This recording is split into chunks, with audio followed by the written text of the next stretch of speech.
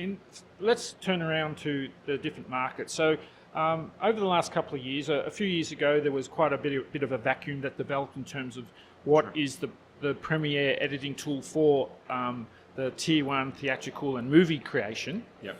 And there was a bit of a shake-up there, but Premiere Pro seems to have filled that gap. So what do you think Adobe did so well to achieve that sort of flag?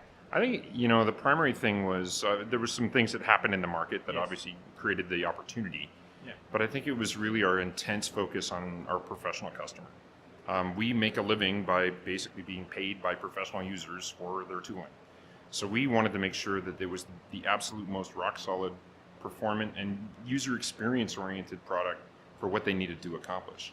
That meant we were visiting customers whether they were working in the basement as a freelancer, right, to mega media corporations or feature film production. Yes, it reminds me of the Gone Girl, where when there was quite a lot of media about how Adobe was actually had their programmers sitting in a room next to the production guys, and were basically developing features in days after they were requested by the team. Yeah, I mean, David Fincher is not a light individual when it comes to demanding.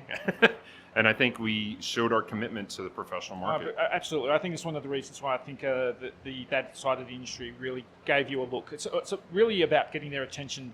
And Exactly. If you are good or do a decent job at it, and you get some respect from that, that's where that industry will take you on board. Well, it also really taught us a lot of what we really needed to do within the product, because if we're satisfying a David Fincher, we're satisfying a broad base of users that really want the same thing. And they demand the highest level of quality. So that was something that we focused on very carefully. We continue to focus on it. We have an entire Hollywood division now that focuses on feature film. But it's not about going to try to get every feature film made in Premiere Pro. It's really, for us, is the ability to understand, well, what does it take for our nonlinear editor to be at that caliber of work? And then how do we translate that work into the rest of the industry?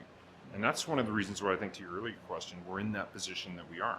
We keep focusing on that, and we'll continue to focus on it.